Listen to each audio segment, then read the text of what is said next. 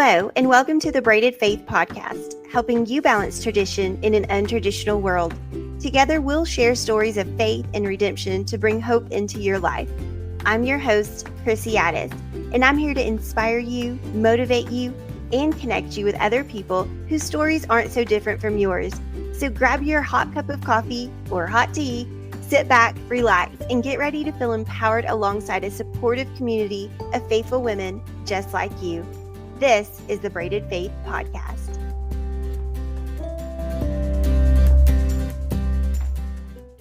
Hello, everyone. Welcome to another episode of the Braided Faith Podcast. I'm really excited. We have a special guest on today. If any of y'all follow me on social media, you've seen me post a couple of times about a new podcast that launched last year. So we are going to be talking to Bill Mullin. He is the president of Significant Media and Music. From rock and roll drumming to recording studio engineering to music collaborative producer, Bill's career has evolved over time to bring audiences the best of music. Bill is thrilled to introduce As I Recall Forever, a first of its kind podcast musical with the pursuit of God. And again, if any of y'all follow me on social media, which a handful of y'all do, you saw me post about this podcast. And so now we get to talk to Bill. Hi, Bill. How are you today? Well, I'm doing really fine, living the dream here in the cold winter months of Florida. Nice. So I had a getaway at this time. I'm in Fort Myers Beach. So enjoying what will be 70 degrees today. So wow, that's really nice. Yeah. We've had some cold temps lately over here, but we do generally have decent temps. So, well, I am excited to talk to you. So I am just going to dive in. I want to know what inspired you. And I do know a little bit of the story just from when I was posting about the podcast and researching, but I want to hear from you. What inspired you to create As I Recall Forever? That's a good question. There was no bolt of lightning. There was no aha moment for me, although that emerged as I was writing music, basically drawing from my life experiences to take a look at how God was at work in my life at different stages as I started to take these accounts and form them into lyrics and how I was going to emotionally convey what was going on so that the music and lyric content moved together. And most of it were things that moved me, of course. And then I would hope that by some of the areas that were issues, challenges, struggles, tragedy, things I went through that were tough, that people could see the perseverance and, or like I said, the protection that I received in that for their own taking account. So it's really not, it's a musical and it's a podcast, so it's in episodes.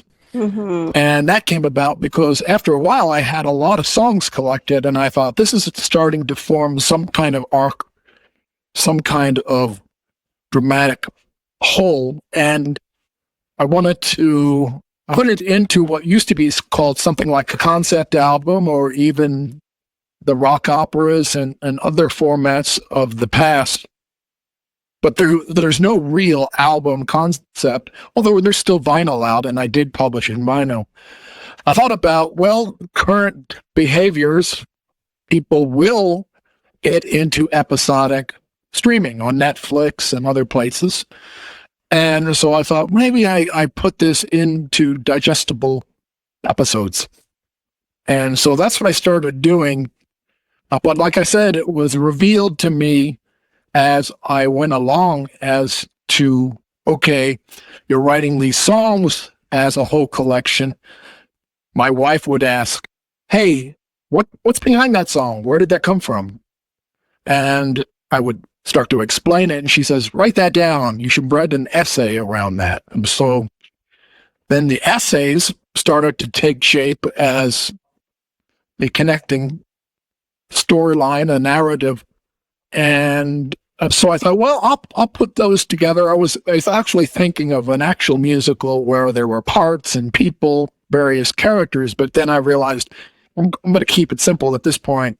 I'm really not a screenwriter or stage writer.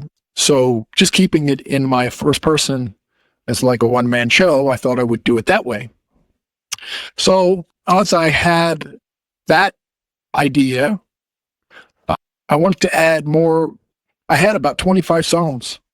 And so I wanted to add more voices, and I got some great help, people I've known throughout my career.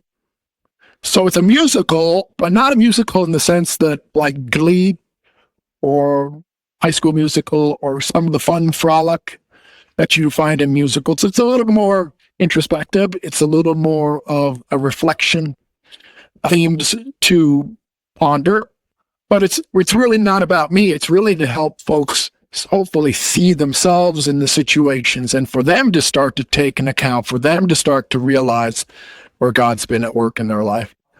So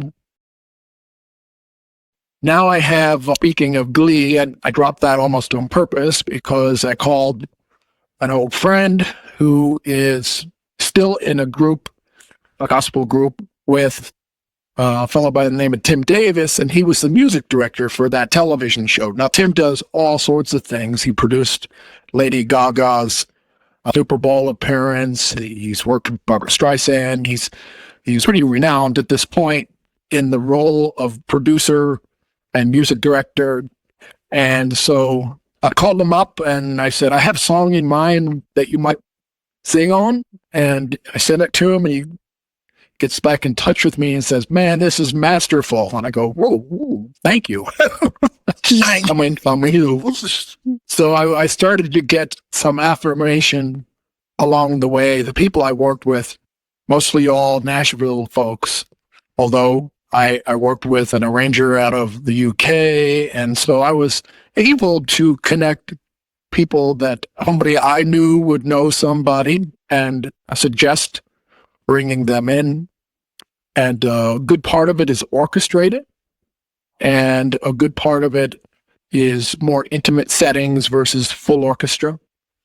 I ended up with a collection of things that are really as much, and to think about the reasons why I was making it. And I wanted it to be a musical account of my life choices and to atone for some things that were wrong, and see how I got through it. But again, it's to have others benefit from this artwork, to be entertained first, hopefully educated, to write their own account, maybe to be inspired. I love to be inspired. And so let's look at what the creative process is all about. And every day we get up, the Lord gives us another day to be creative with our lives. And that doesn't mean you have to be an artist, but it means that you face the world in an open way, and that you are ready to invent. You're ready to look at how you can refresh people, how you can restore people's faith, how you can be an influence. And so I hope they're also enlightened by what they hear within the music. I hope it touches them. I wanted to create it to get closer to the creator. Love that. That's where it comes from. I was talking to a fella. I go out and do some grading for my church, first-time visitors. And I was alluding to discipleship. And I think that's really a course of becoming that most people should consider how that would bolster their walk. Mm-hmm. And so he was an electrician, and I was saying, well, it's kind of like realizing that you can't plug into the higher power of God because it could blow out all our circuits. Yeah. It's kind of like having a transformer up on the telephone and and so that it could bring down to the voltage, and you'll be able to handle, and you'll be able to see God at work revealing. That's what I love about this process that I went through during the writing, because first I'm taking all these accounts of my life and I'm going, I really got to be honest. Yeah. Everyone has convenient memory. So I'd have to ask my sister, or I'd have to double check on, like, is that how I really remember it? And so that's all part of The Art of Memoir. There's a book by a lady, Mary Carr, and she's a famous writer on a couple different life-based pieces. So I wanted to hear her perspective on, well, how do you do it? How do you do it in such a way that it's as confessional as you can make it, yet it's as redeeming as you can see it, because you survive, and the ups and downs start to look less harrowing. You roll with it. So, like I said, it wasn't a big bang. It was more of a gradual coming to know. And often I would go, come on, God, when are you going to be ready to help me here? And of course, the answer always was, when you're ready. And that's always so amusing. God has such a great sense of humor. He does. He does. In terms of doing that. It's like, now see, you were patient. A couple more weeks later, here, I've introduced you to someone. Or here, you've recognized or realized something. You paused for a moment. The other part of why I wanted to do this is because I wanted to leave a lasting, let's call it an artifact in my family history. I wanted to pass down the values.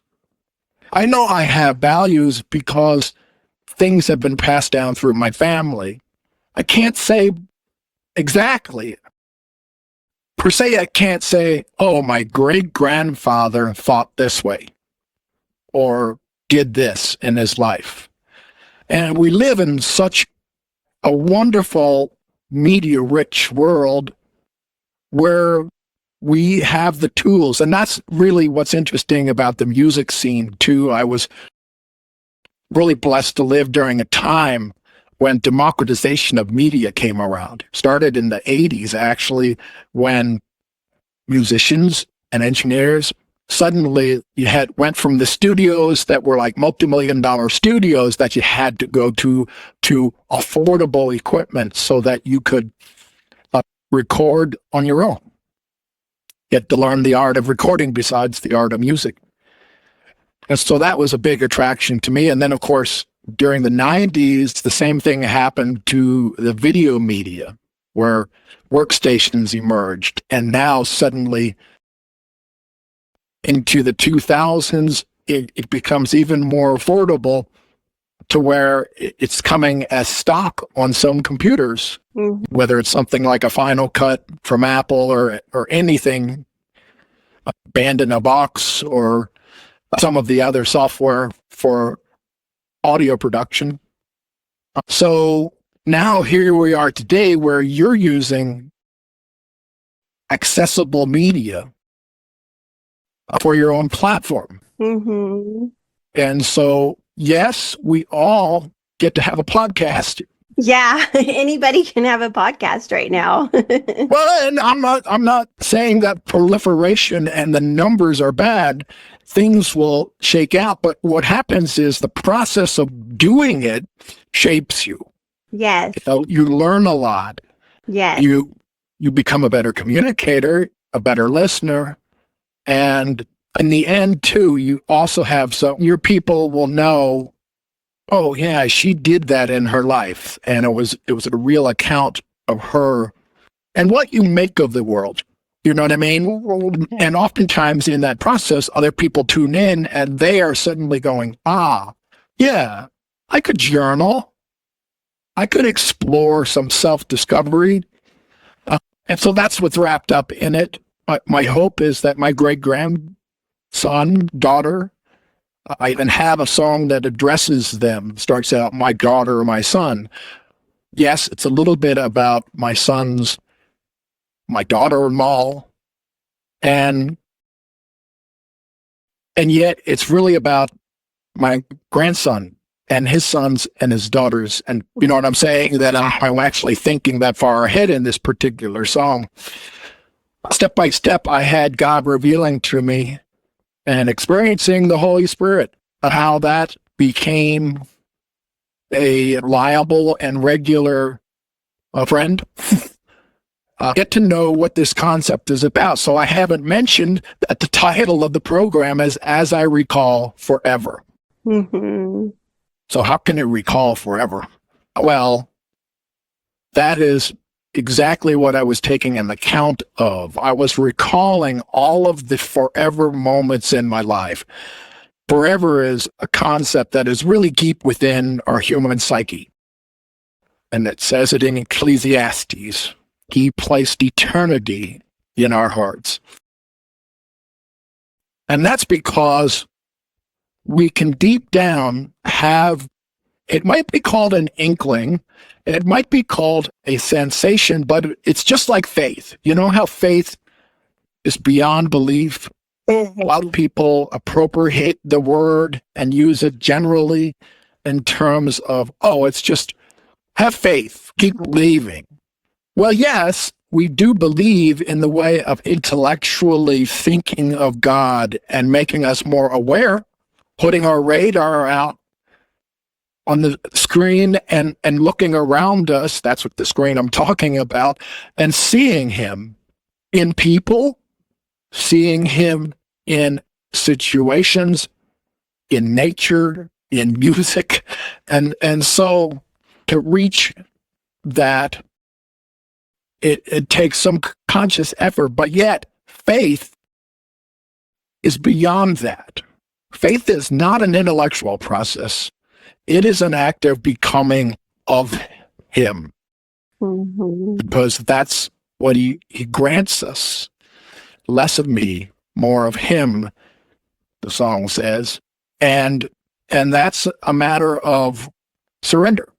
Faith is very much an act of not trying, accepting, being, having harmony and peace. Peace is another one of those things that people think of as inner calm.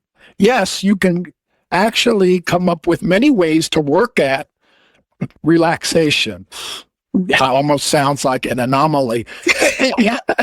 At relaxation. Yes, you can do deep breathing and you can do all of these things, yoga. And by the way, that's where I had a very specific encounter with the Lord.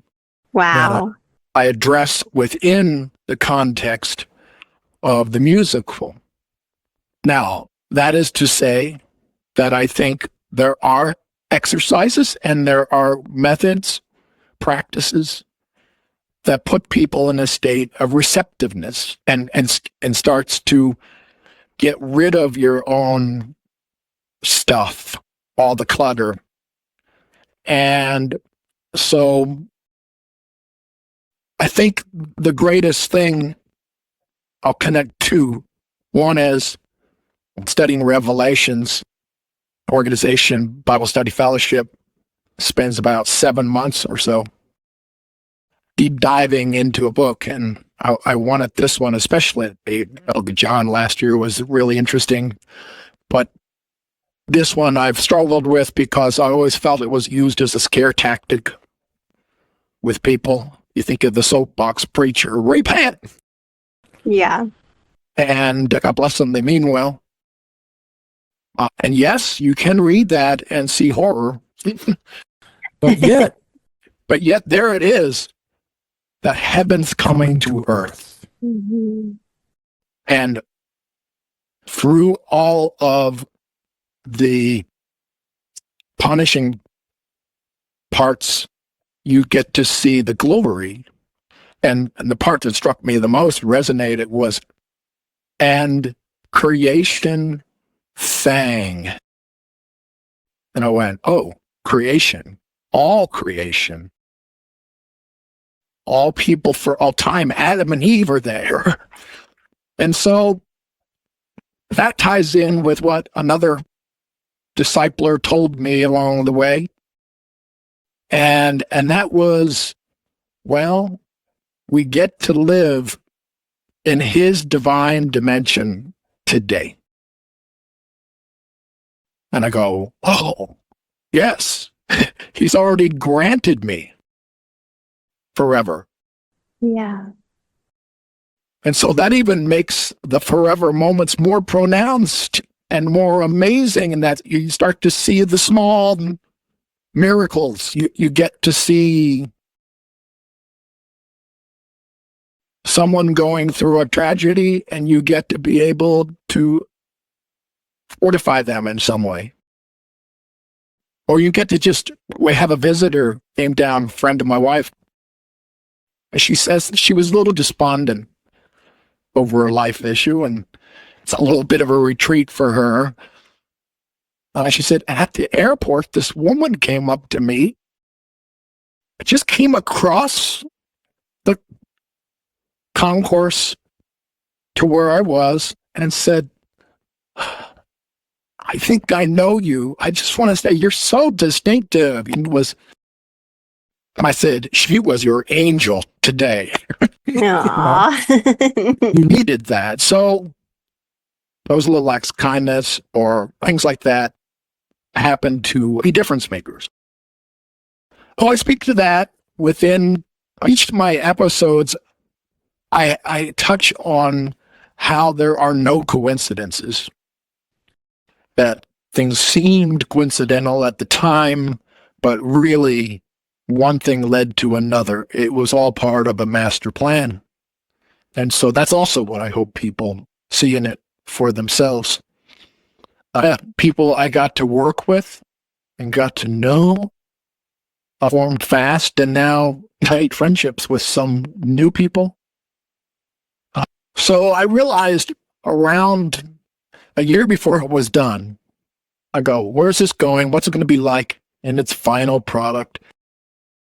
What's this? What do I have to offer? How am I going to make it appeal? Why should the audience care was a big thing in my mind. And I realized it's not hardly about any of that. In other words, I don't have to worry about the numbers. I just have to realize who I will become by the time I get there. In other words, it's always about your own renewal and your own growth, surprising yourself.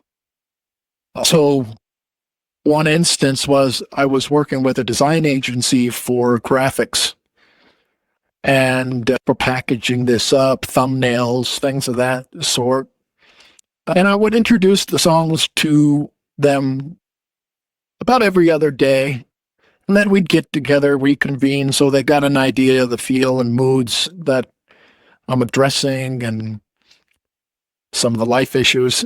And we got together, had a huddle, progress report, and art director goes, "Man, that song you sent over."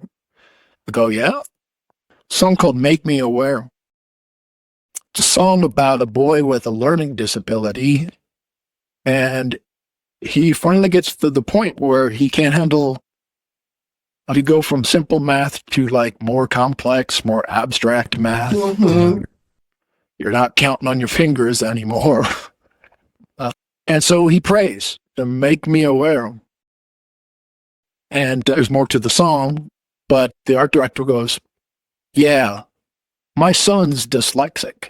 Mm-hmm. And I went, "Oh, my work is done."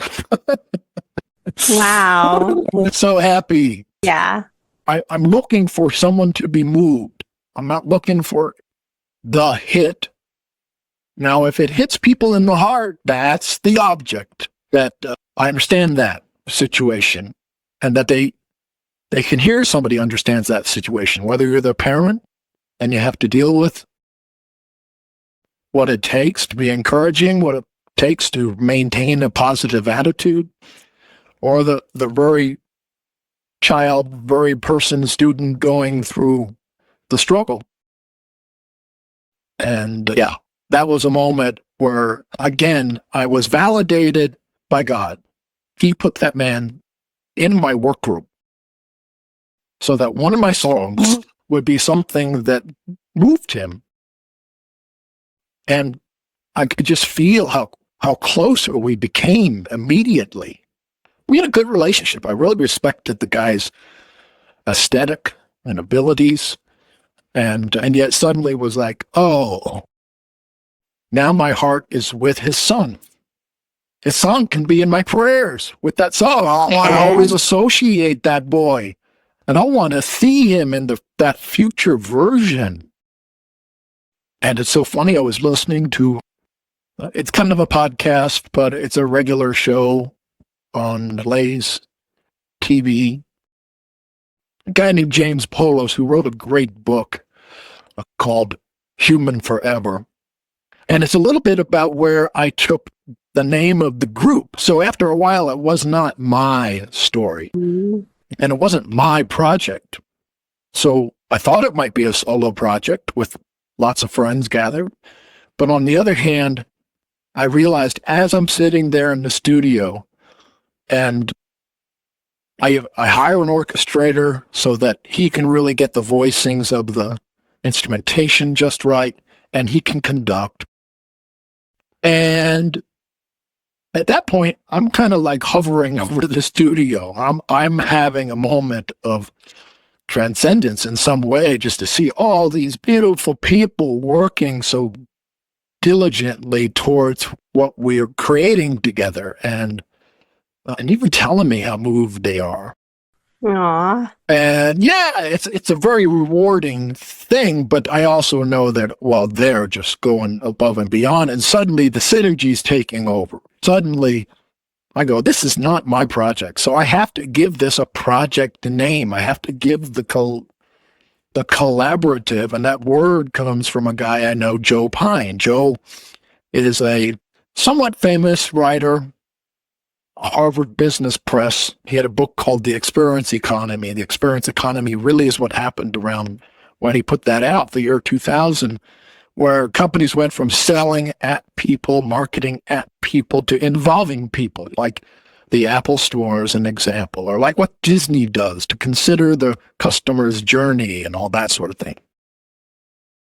So Joe was an influence because I got to work with him a number of years ago, and probably 2020, early pandemic. And so we hit it off, and you stayed in touch, and wasn't until later that I found, he goes, yeah, well, I'll send you one of my sermons. I go, what? He goes, yeah, I'm an apologist. And I go, that never came up. But at any rate, he was a real good influence. And like I said, step by step, I was revealed that it's not about the thing that I'm doing. It's about the people. It's about the engagement. It's about the quality that I'm putting together, not the quantity of how many.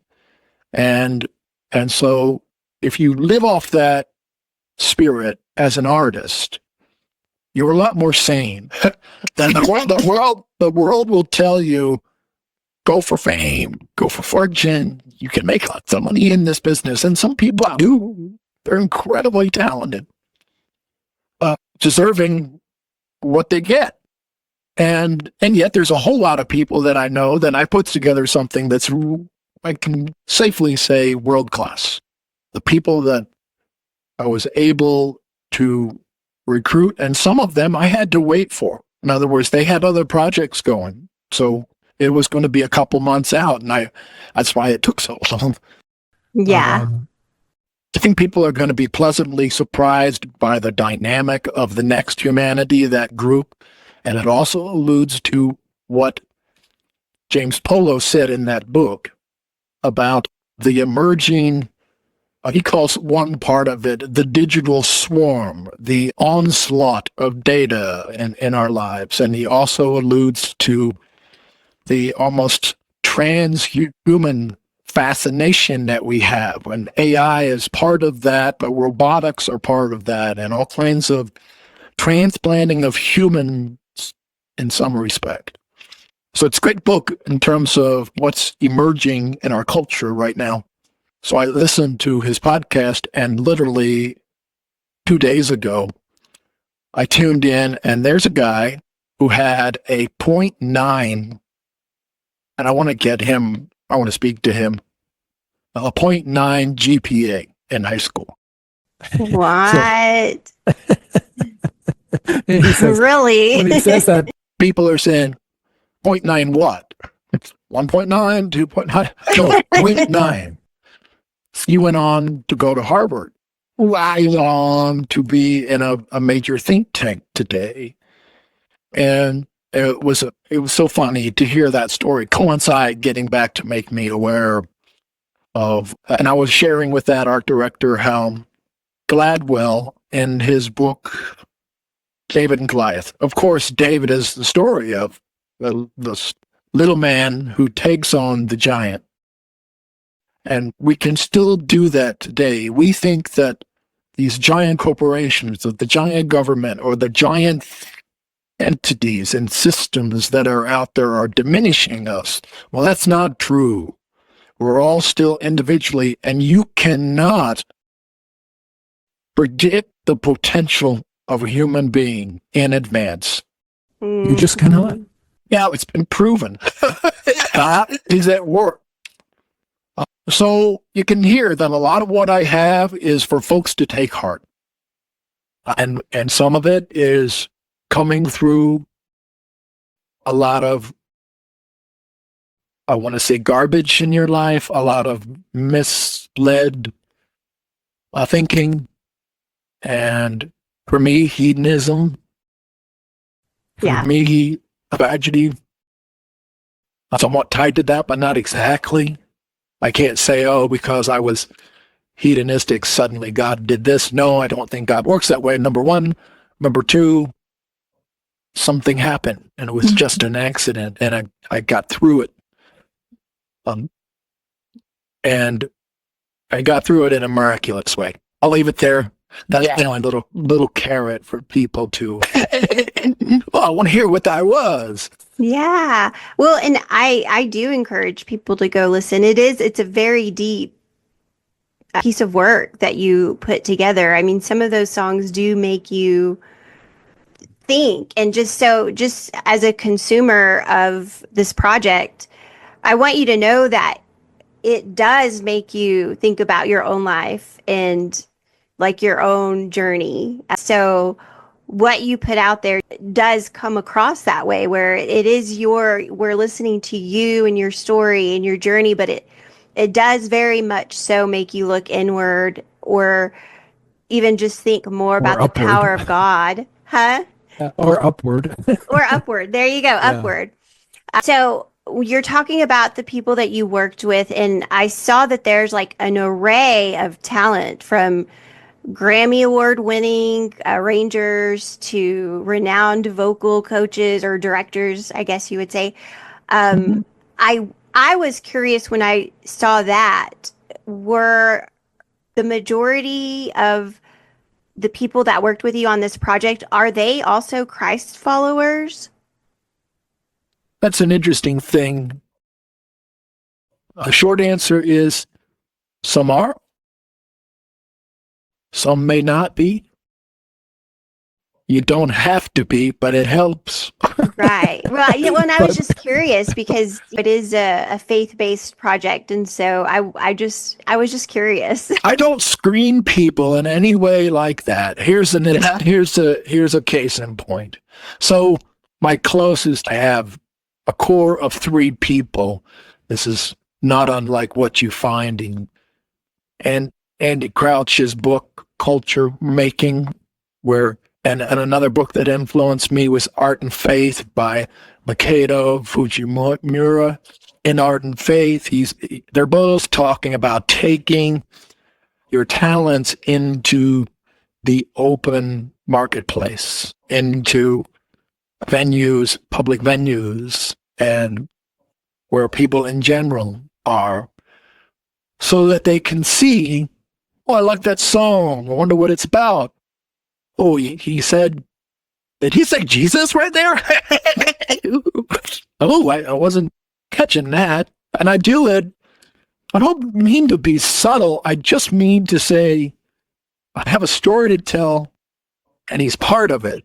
You know what I'm saying? That I feel more, I don't feel like a Christian artist.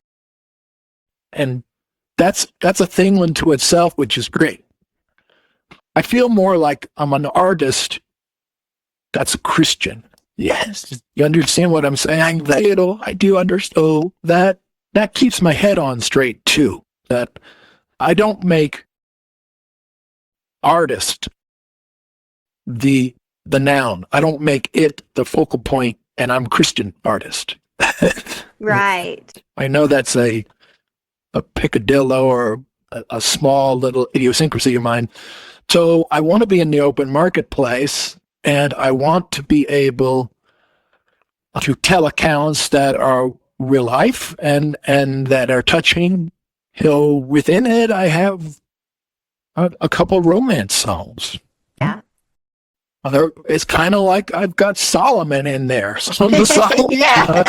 People wouldn't say, "Oh, it sounds like it's out of the Bible," but they would get the context. Right. On the end, I have a couple of my favorite songs towards the finale, and one of them is "Everything is Spiritual." And what I did there is blend electronica in with orchestral, and so I think it has something that's more cinematic. You hear that kind of thing in movie scores often. And I did a fair amount of music for media in my life. And a couple things placed in major films. But point being is that was kind of like the capsulization of once you get to a point where you're asking to see through his eyes, you get what you want. You get that. And you get to see walking souls. You get to see the suffering. And it's like, well, I wasn't ready for this, but I guess you're telling me to be ready for this. So again, it's looking at each stage of life. I literally have it into 5 different passages where you go from first the actor, the imitative actor. Kids are mimicking often scripts. And then you move into the adventurer. You're taking those scripts into the world and you're testing them out, and you're starting to get a feedback loop, and you're starting to forge some of your own thoughts into it by the conclusions you come to. And then you get to more of the authorship stage where you get to write your own script. That's where you've really gone from, you can say you go from dependency to independency, and then in that independence, you're writing your own thing. But beyond that, you've become the agent. Yes. Okay. And the agent is a psychological thing, to have agency. But I didn't make it that way. I was thinking more performing arts stages, from author to author or artist into the agency stage. And that's where you kind of go from ambition to purpose. It's my favorite period of looking back. I can tell you when the lights went on to say, oh, I'm really shifting. It wasn't, again, I've had some major religious moments, but it wasn't Big Bang either. It was still nudging me. Right. Once you get to that point, then you're negotiating and navigating life with a little more purpose, and you have purposefulness in your stride. Literally, you start to think, and by that time, you're also going, I've thrown this body headlong into a lot of situations. Yeah. Maybe I should be more mindful of how to take care of myself. And so, and that's happening in our society now. That's a wonderful thing. Yeah, I'm starting to look at a lot of our, whether it's the education system or whether we're looking at our food systems and other things, about more healthful, more well-being. I think we have great opportunity in this period. And I'm not tying this to politics. I'm tying it to us and I think Christians also have a great role to play on that too. And so this whole taking it to the streets thing, the last stage being the aspiring angel, meaning, yeah, you kind of reach that point where you've been given a meaning to your life and you go, oh, thank you. Thank you. You become full of gratitude. You become, Yes. there was a lady who interviewed me and she has a gratitude diary and takes folks through it. And I go, yeah, how can you not count your blessings and then go, wow, okay, good enough. I don't think I have anything to moan about today. Yeah. Because there's people who would give anything for some of the things that we have. So Yes. yeah, that last stage is really where you start to look at,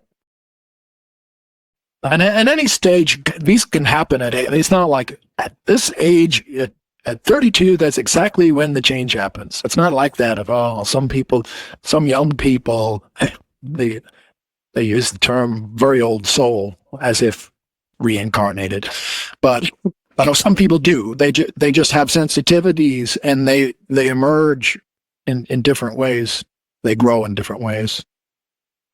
So that's inherently within the musical as well. This rabbi on a flight home that did a lot of business travel.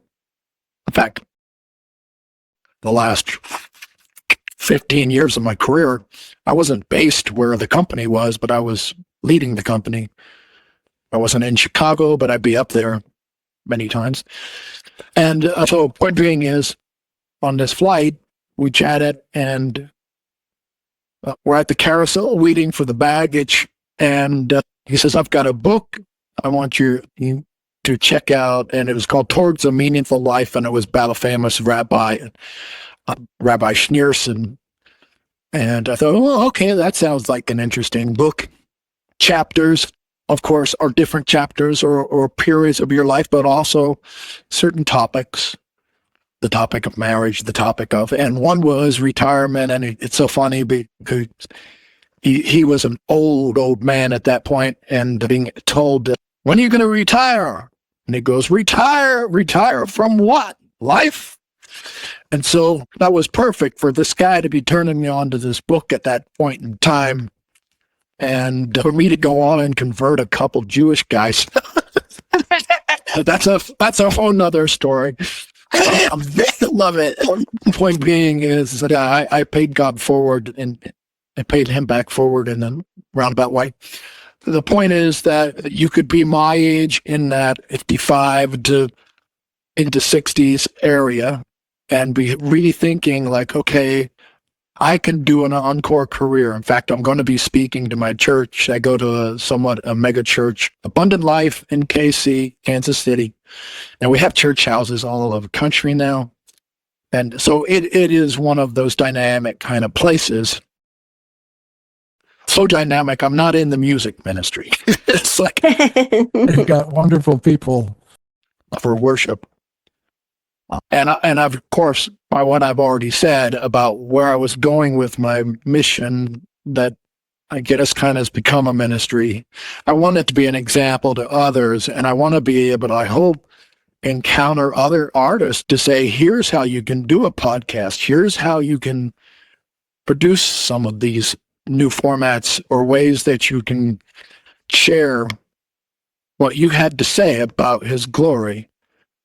And so the thing that occurs to me is we all have something to say.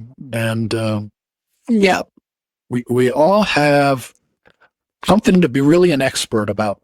There's something in your life, Mr. Listener, Mrs. Listener, Miss Listener, that you go, well, I came through that, or, so you can be my age and be retrospective, or you can be looking ahead and you can listen to the musical in terms of, oh, that's coming up for me. This whole thing about, I've been so much on that career track of achievement, and that's good. I'm not talking that down, but I am saying that we do want to put things into perspective. And of course, that starts to make you look at consumerism. It starts to make you look at how much of our economy is based on the material Mhm. objectives. Status is another part of that. The whole, I know that I have some songs already in the works about the whole celebrity culture.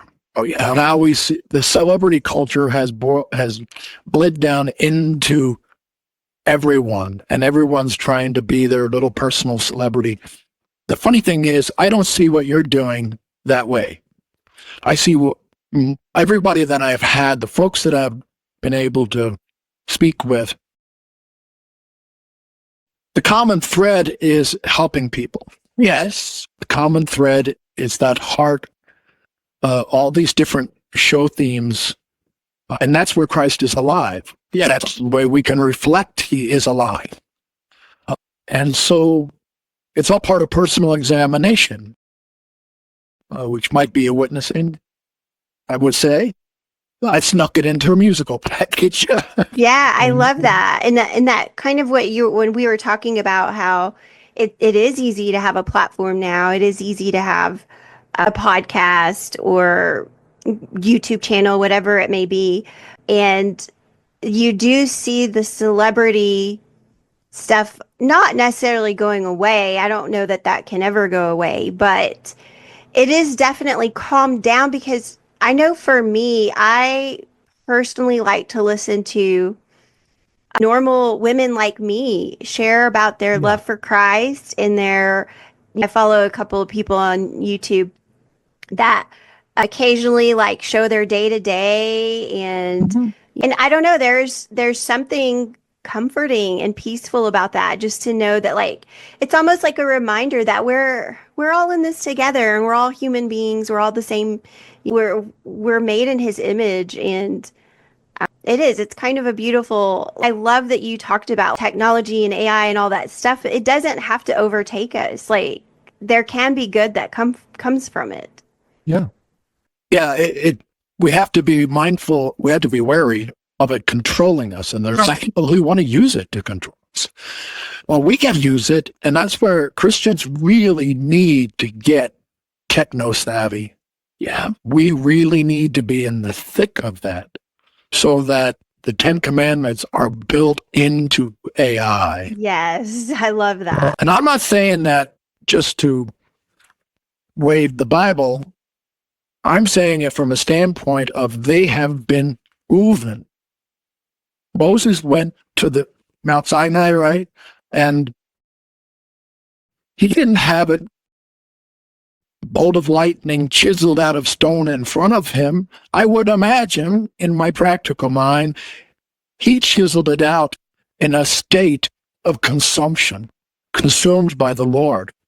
It's the same place I get. It's the same place other artists get, where they step back from something they wrote, something they sculptured, something that they painted and go, where did that come from? Was that me? Yeah. And they go, I got it from something higher than me. And so creatives I want to appeal to them to say, you know that sensation.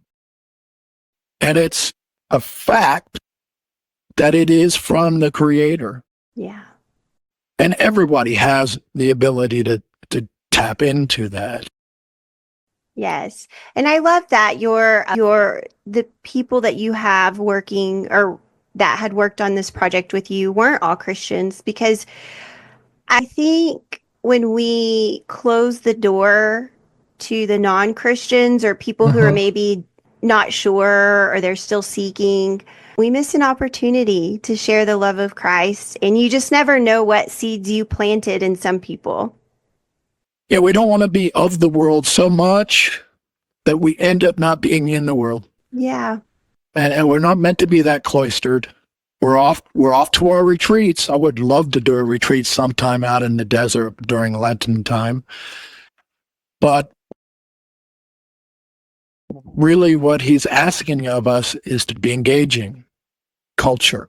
Yes. And that's exemplified, like I said, I had a guy at the core of my group He was a music minister, but he was a partner with me in a music publishing company. And Doug guided me in this particular venture too, because it was like, let's work together again. It's been years. Back in Chicago, we were in the studio, and at that point in time, we used a fair number of jazz performers because jazz players are very good readers of charts and very good interpreters. You know, classic people are great readers of charts and play with precision, but you can't say, could you stay a little behind the beat here? And could you know what I mean? They're not as flexible, inventive, perhaps, as a jazz artist. So we use a lot of jazz folks. Well, we go on a break after cutting a couple tracks. And I'm in the control room where I'm recording, engineering, and taking in the overall, making sure it's getting captured. And Doug's in the studio. He's conducting, leading, correcting, clarifying. And a drummer comes in, a guy named Mark Walker. He's now PhD at Berklee School of Music, but he's played with some very renowned jazz artists. And one of my favorite, Lyle Mays. But at any rate, he comes in and he goes, man, what is it about your guys' sessions? And I just pause and I go, oh, he likes our sessions. I looked up, I saw Doug through the glass, and I pointed and I go, oh, it's him. And he's thinking, yeah, Doug, cool. And I go, he invokes the Holy Spirit. Aww. and we had not been overt about our faith. But I think that's exactly what we need to be to everyone. But then to go, what is it Yes. about Crystal? And Chrissy is just so vibrant. She doesn't seem to let things get to her. Nothing gets the best of her. Why is that? And so we just have to remember that, because it's so easy for us to get down and so easy for us to, whether we're despondent over a particular thing that's not going well or financial or whatever it happens to be, even in those situations, we are beacons. So I'm loving it. Awesome. Awesome. Well, Bill, thank you so much for being with us today. I don't want to take up more of your time. I want to respect your time. But I would like to ask you to share with anybody listening where can they go to either find you or listen to As I Recall Forever? You can go to either thenexthumanity.com and learn more about what we're doing there. Like I said, each one of my songs and scenes in the podcast itself takes on an issue of life. And I realized that I was able to convey my personal journey through that issue, but I'm not the resident expert on those issues. So I had yet another calling. God saying, I'm not done. You might be putting out this musical, but what are people going to make of the musical, and what were they going to do about next step? And so that's where my first couple of folks, one friend of mine said, you ought to have like a conference and bring people together. And I said, well, mate, let's just do it online. And there's a gentleman who deals with that, going from ambition to purpose in a way of finding your calling, re-examining your life. And so he's an expert at that. He has a really great book about that. And so it's me having a little workshop with him. It's almost like you go to a play and you go, oh, that really touched me because it's so personally where I'm at that I want to have a place where they can go and literally workshop some of this stuff. I'll be getting back to music here too soon, but that tells you, as I recall, forever.com tells you about the musical. It's all integrated into one little ecosphere, but the Next Humanity also tells you about the group and tells you about It shows you the music videos that are out there on YouTube and all that sort of thing. Awesome. Well, I look forward to seeing what else you put out in the world. And I'm so thankful that you are here with us today. And I got to learn a little bit more about this podcast because it's something that I am listening to and I've enjoyed it thoroughly. So thank you so much. Me too. Thank you so much for having me on. God is good. Thank you for tuning into this episode. Please visit us at www.braided.faith and find us on all social media platforms under Crystal Addis or Braided Faith. We look forward to connecting with you.